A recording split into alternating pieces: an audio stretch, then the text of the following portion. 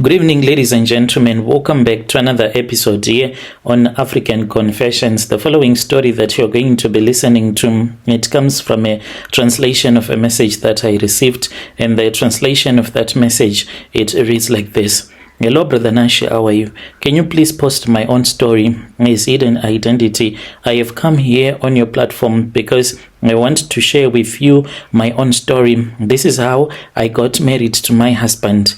My husband, he was never supposed to be mine. He should have dated my best friend, and maybe after dating each other, they were going to get married to each other. But this is what happened. My husband came to the location where we were staying, so they were busy with the road because he's an engineer. And then that was when he fell in love with my best friend. And as for my best friend, she said that she does not like to date men like that move around the country, because they will end up sleeping with each and every woman in the location where they will be making a new road. And as for me, I thought that she was throwing away those blessings, because these were the blessings that God had given to him, and she did not see that this man had a beautiful car and he had money. She said that she was dating another guy, but the guy was broke just like my own. And this was a chance for us to upgrade our lives, but she did not see it that way. Then this other day, this guy came to me and he told me that he wanted me to accompany him. There was this other place where he wanted to go and buy some fresh chips. And when we were returning back, and that was when he told me that these fresh chips, they were not for me, but they were for my best friend. And I was hurt a little bit, and I just proposed love to him, and he was shocked, and he was like, he had never seen something like that. As a man, he did not expect that a woman will be upfront like that and just approach him and tell him that she wants to be with him. And I told him that this was what I wanted, and I did not want to lose that opportunity, for I was afraid that if this guy was going to another location, then he was going to meet another woman there, and I wanted him all to myself. So that was why I was telling him that I was in love with him. But he told me that he could not accept my proposal, because if he wanted me all the time that we used to spend together talking about my best friend, he could have proposed love to me, and that was quite heartbreaking. I do not want to lie to you. So when this had happened, Brother Nashim, that was when I returned back home, and I was heartbroken, and I was speaking with my grandmother. And as for my grandmother, we grew up hearing stories about my grandmother, how she was once caught by this other traditional healer, and she was a witch, this and that. So we knew that our grandmother was a witch. But when she is your grandmother, you're not going to accept it in public that my grandmother is a witch. You'll just know, and you'll just hear people talking and gossiping about your grandmother behind her back, and you will just refuse when people ask you if indeed your grandmother is a witch. So we were just sitting, me and my grandmother. I had no intentions of becoming a witch, and I had no intentions of her bewitching my friend or to bewitch this man. But it happened so fast, so much that my grandmother offered me something that I could not refuse. The offer, it was too great for me to refuse. My grandmother said to me, you know, this man that you are talking about, that you say is in love with your best friend, I can make plans for you, and he can become yours. You can even get married. And when she promised me that this man, when I will date him, if she assists me, it is not only going to be about dating each other, but it will be me getting married to a man that had a great job and that seemed to have a great future in front of him, because during those days he was driving this very beautiful Ford Ranger, and a Ford Ranger is so beautiful inside. Even when he told me to get into the vehicle, the way that he was smelling so nice. I had already fallen in love with this man. So my grandmother then said, you do not have to worry, my granddaughter, all that I want you to do is that I want you to open up the door for me tonight. Are you able to do that? And I said, most definitely, I'll be able to do that. So late at night, when I was fast asleep, then I started to have a dream. And in my dream, I was walking and I was going to a place which I did not know, and there was darkness that was everywhere, and I was a little bit scared. That was when I saw a bright light, and I started walking towards the place where there was that bright light. And when I came close to where the bright light was, I then realized that this was a fire that was in the middle of the forest, and there were women there that were around the fire. And when I approached those women, because I was so scared, that was when I saw that my grandmother, she was amongst those naked women, because all of them, they were naked, including my grandmother. She was naked as well. She then came to me. When she came to me, that was when she told me that they had been waiting for me, and I said, where are we supposed to go to? And she told me that we were supposed to go into the fire. We went into the fire. Then that was when I had a dream, but in this dream I found myself, I was in my bedroom, and I woke up because I heard that my grandmother was knocking on the door. I woke up and I went and I opened the door for my grandmother. She walked in and she told me to undress myself. She was naked as well. When I undressed myself, she then told me to go and lie down on the bed whilst I was facing downwards, because she wanted to work on my back. She came and then she started making those markings on my body. It was very painful. I really do not want to lie to you. This was no longer a dream. This was happening like in real life, because I could feel the pain of the razor blade when she was busy making those markings on my body. So then that was when she told me that it was done, it was over.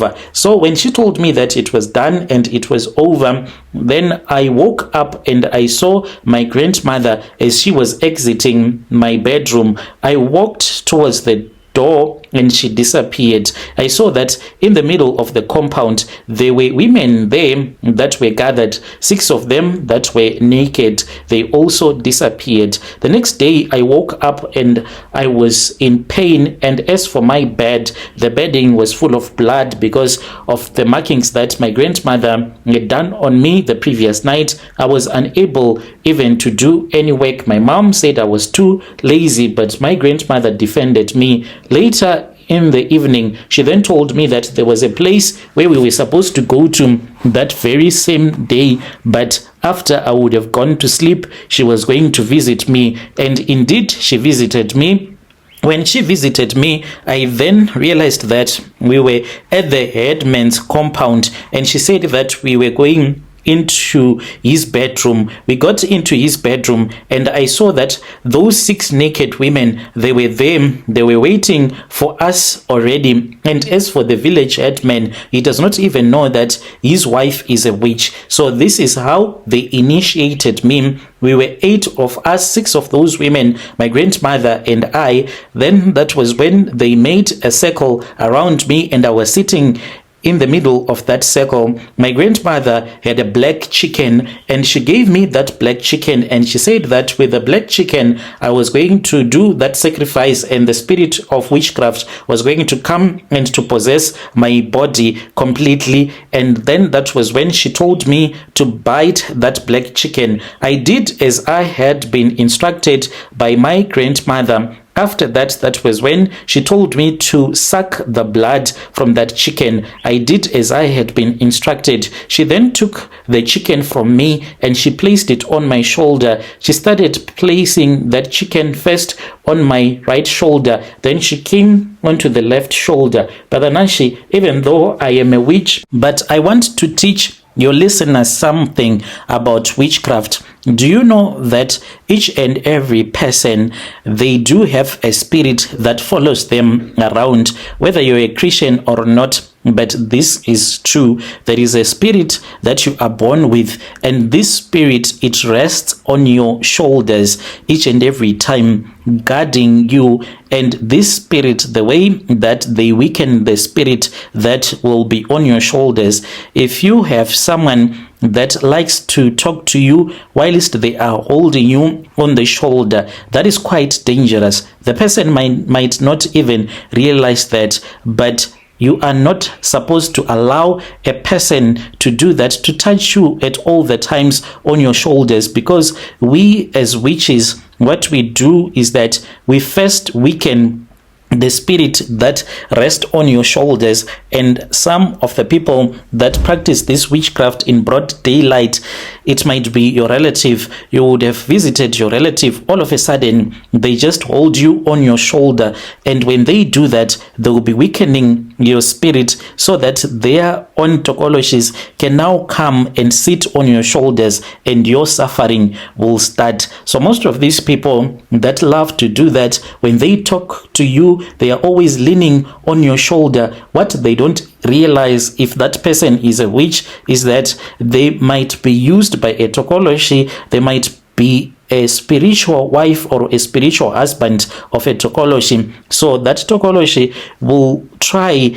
to weaken your own spirit so that it can also find another place to rest on. So your listeners, they need to be very careful and to always look out for that. There are people like that are spiritual, and those that can see that this person, his spirit is quite strong, they will just come and touch you on your shoulder whilst they are talking to you. It means something. It is spiritual. So when my grandmother told me about this, she had already initiated me. She then told me that it was done. I was supposed to return back to South Africa. I returned back to South Africa. I waited for this guy to speak with me. And the moment that he started talking to me, it's not like he was not yet addicted to me. So my grandmother then told me that we were going to be using his pictures. I downloaded his pictures, and my grandmother used those pictures that I got from Facebook to make this man to be addicted to me. He was staying in another province at that time. He then told me that he wanted me to come and stay with him. I then went there, and my grandmother then said to me, you are supposed to return back home, and you have to do this alone so that we can be able to bewitch him completely.